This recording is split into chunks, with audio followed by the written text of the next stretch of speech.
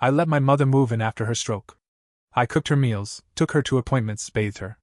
Then one night I heard her on the phone saying, "She's not even my real daughter. I just play nice until the will's mine." The next morning, the lawyer called to say I'd been removed as executor. I sat there numb until I remembered the letter she hid in the closet, and what I found inside. I didn't go to work the next day. I couldn't. I called in sick and just sat in my car in the driveway for over an hour, trying to catch my breath. My hands wouldn't stop shaking, and I kept reading the letter over and over like it would change the more I looked at it. "She's not even my real daughter." The words wouldn't leave my head. That's when the rage started to set in.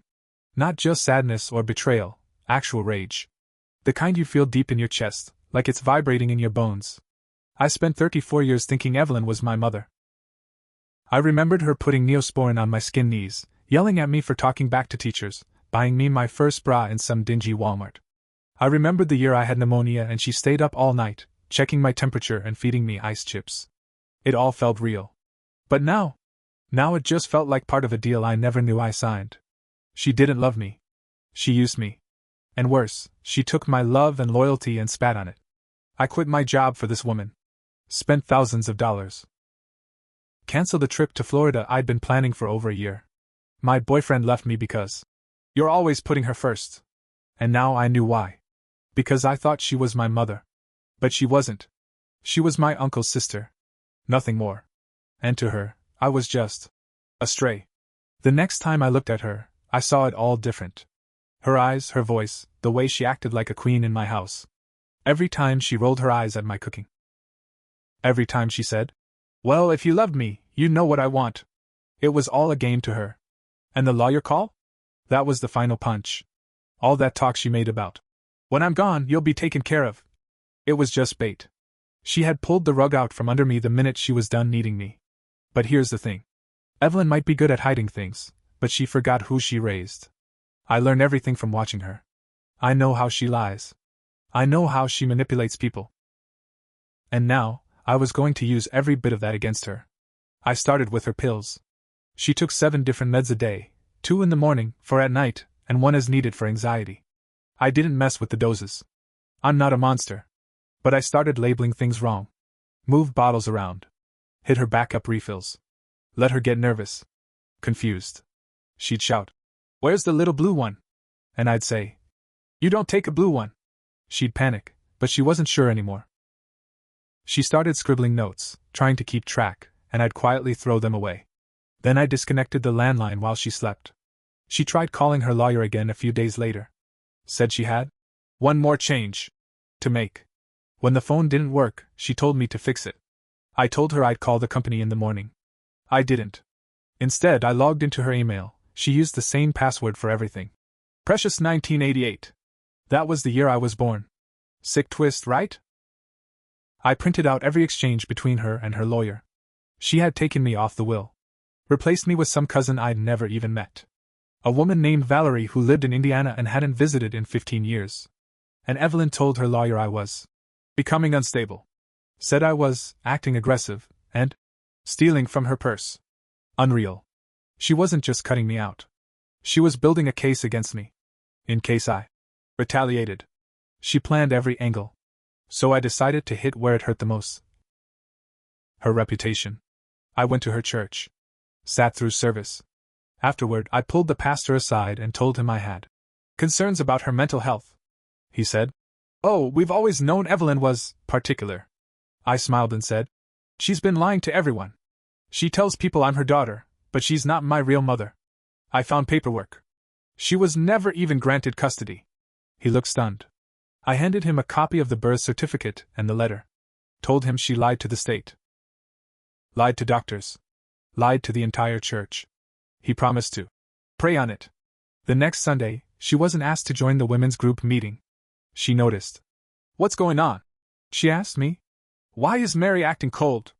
"I don't know," I said. "Maybe she found out you've been lying." Her face went pale. And that was just the beginning. A week later, Evelyn started getting mail she didn't like. The first was a letter from the state Medicaid office, asking for documentation on her guardianship of me when I was a child. I had sent an anonymous tip, along with a photocopy of the birth certificate and that letter she wrote. She opened it at the kitchen table, hands shaking, and looked up at me. "Did you do this?" she asked, voice thin and sharp. I didn't answer.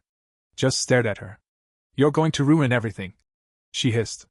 That's when it really hit me. She wasn't scared of losing me. She was scared of losing control. Losing her story. Her version of how things went. Evelyn lived off control. That's how she got through life. She didn't just lie, she built her life on lies. Who she was, what she owned, how people saw her. It was all fake. And now it was crumbling. She started losing sleep. I could hear her pacing at night with her walker, muttering to herself. I let it happen. Let her spiral. But the real twist came when I started digging deeper into her past. I drove out to the county clerk's office and pulled old records. I didn't know what I'd find. Maybe something about my mom, Janine Russo. But what I found was something else entirely. Evelyn had 2 restraining orders filed against her. One in 1996 from a neighbor, and another in 2003 from a former tenant. Both for harassment, threats, and attempted financial coercion. She'd been pulling scams for decades. She had a pattern. Find vulnerable people, get close, isolate them, and get her name on things, leases, bank accounts, wills. And I wasn't the first. The worst part? The woman from 2003, her name was Valerie. The same Valerie she had just added to her will. I tracked her down on Facebook. Sent her a message explaining who I was, what I'd found, and asked her if she had time to talk. She called me that night. Turns out Evelyn had taken advantage of Valerie when she was only 20, fresh out of rehab, no family. Took her in. Promised her a second chance. Then drained her savings and got her kicked out of her own apartment. When Valerie tried to fight back, Evelyn told everyone she was stealing and unstable. Sound familiar? I told her Evelyn had put her in the new will. Valerie laughed bitterly. That witch is still playing games. She must be desperate. I asked her if she'd be willing to write a statement. She said yes. So I printed it out, attached copies of the old restraining orders, and mailed everything to Evelyn's lawyer. The next day, Evelyn's mood turned dark. She refused to eat. Refused her pills. She sat in her recliner, staring out the window, tight-lipped and seething. That night, I found a shredded envelope in the trash with Halpern's letterhead on it. She had gotten a warning. She was now under review for elder fraud and manipulation. And she knew it was me. The next morning, she finally snapped. I was folding laundry when she came rolling into the hallway, face red, eyes wild. "You think you're clever?" she said. "You think this changes anything? You're still nothing. You're still just a cast-off. Janine didn't want you. I took you in. You should be kissing my feet." I walked past her without saying a word. "You're just trash someone dumped on my doorstep," she screamed. I turned slowly, looked her dead in the eye, and said, "Then why are you so scared of losing me?" She didn't say a word. Just stared, like she wanted to lunge at me but couldn't move her legs fast enough. Then I walked outside and slammed the door behind me. After that hallway blow-up, Evelyn started pretending everything was normal again. She asked me how I slept. Thanked me for my kindness. Said I made the best chicken casserole this side of Tennessee. It was all fake, syrup poured over poison. But I didn't let it fool me. She knew she was in trouble now. The lawyer had backed off, the church had grown distant, and her friends weren't picking up her calls anymore. I was winning. But I wasn't done. I wanted to know more about Janine, my real mother. The name on the birth certificate haunted me. I didn't remember her. Evelyn never mentioned her outside that single sentence in the letter. I went to the local records office again and pulled whatever I could. Turns out, Janine wasn't dead like I assumed. She was alive. Living in a group home in Memphis. Schizophrenia diagnosis. In and out of treatment since the early 90s. I called the place. Told them I believed I might be her daughter. The woman on the phone was gentle. Said Janine didn't get many visitors. Asked if I wanted to write a letter. So I did. It wasn't long. I just told her who I was, where I lived, what I knew. I included a picture of myself at 16, hoping it might spark something. A few weeks later, I got a reply. The handwriting was shaky, but the message was clear. I had to leave you. Evelyn said you'd be better off. She promised she'd tell you. I was never strong enough to fight her. I felt sick. All the pieces came together. Evelyn didn't take me in. She took me. And she lied to both of us for over 30 years. That night, I stood in Evelyn's doorway with the letter in my hand. She was watching TV like nothing was wrong. Did you ever plan to tell me the truth? I asked. She turned slowly, eyes narrowing. Truth's a luxury some people don't deserve. I stepped forward. She's alive. I wrote her. She remembers. Evelyn didn't blink. Just said, that woman's crazy. She abandoned you. I saved you. No, I said, voice trembling. You stole me. She laughed then. Actually laughed. And what are you gonna do about it? Run crying to the government? Call the cops? Go ahead. I covered my tracks better than you think. But that's where she was wrong. She had slipped up. Because tucked inside the envelope with Janine's letter was something else, a photo. Me as a baby, sitting on a blanket in someone's backyard. On the back, in faded ink it read, Evelyn's house. 1989, Janine's last visit. That photo proved she knew where I was. Proved she was involved. And I knew exactly who needed to see it next. I scanned the photo. Sent it, along with the letter, to the State Department of Children's Services and the same elder fraud office that had flagged Evelyn earlier. A caseworker called me 2 days later. Do you want to open an official investigation? She asked. My hand trembled as I gripped the phone. Yes. She took me from my mother and lied for decades. She used me. And now she's lying to her lawyer too. The woman's voice turned sharp. Then let's get started. Everything moved fast after that. They sent a social worker and a detective to my house for a formal interview. I gave them everything. Evelyn's old letter, the birth certificate, Janine's letter, the photo with the date. I told them about the past few months, the will, the manipulation, the things she'd said when she thought I wasn't listening. Then they interviewed Evelyn. I wasn't in the room, but I heard it. She screamed. Cursed. Accused me of brainwashing her. Said I was mentally unstable and probably faked all the documents. Then she cried. Said I was her daughter. Said I owed her everything. When that didn't work, she threatened to sue. They weren't buying it. She didn't have proof of legal guardianship. No court records. No adoption papers. Not a single legal document that showed she had any right to raise me. What she did have was a long paper trail of shady behavior, forged doctor notes, and 2 decades of her own handwritten lies. The state launched a formal inquiry. Not just into the fraud, into my custody history.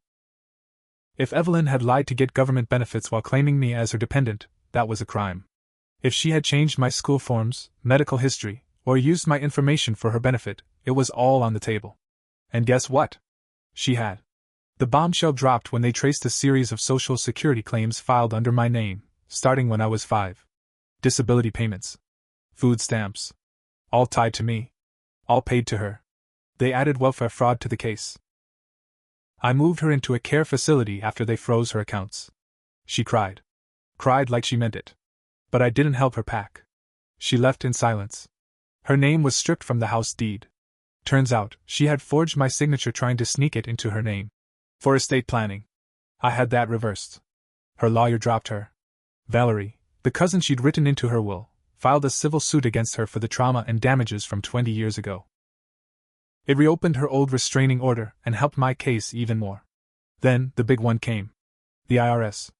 All those fake claims Evelyn filed under my name triggered an audit. They sent her a letter with a bill that made my jaw drop, over $87,000 owed. Plus penalties. Plus interest. She was broke within 2 months. But the hardest part wasn't watching her fall. It was meeting Janine. The state helped arrange it. I visited her in Memphis on a gray, quiet afternoon. She sat on a bench outside the group home, wearing a faded cardigan and holding a book of crossword puzzles. She looked up when she saw me. And for a moment neither of us moved. Then she said softly, "You have my eyes." I sat next to her. We didn't hug. It wasn't a movie. It was real and awkward and raw. We talked for hours. She told me about Evelyn, how she was her sister-in-law, how she offered to keep me safe while Janine was getting treatment. How Janine called every week for a year, asking to visit, but Evelyn always said I was too young, too confused. Then she changed her number. "I wanted you back," she whispered. "But I was so broken. I thought maybe you were better off." "You didn't know," I said. We cried. Not for the lost years. But because somehow we'd found our way back. As for me, I went back to work. Got my job back. Started therapy. I don't trust people like I used to. I don't say family lightly anymore. But I do keep the letter Evelyn wrote. And the photo. And Janine's first note to me. Because they remind me that truth always finds its way out, even if it takes 34 years. And Evelyn? She died last month in that nursing home. No visitors. No obituary. No inheritance. Just a cold room and a mountain of unpaid debt. The last thing I heard was that she kept a framed photo of me on her dresser. The same one she used to show off and say, "My daughter, my pride." I guess that was the only truth she ever clung to. And maybe, in the end, that was her punishment. Because I never visited her again. Not once. She raised me on lies. And I left her with silence.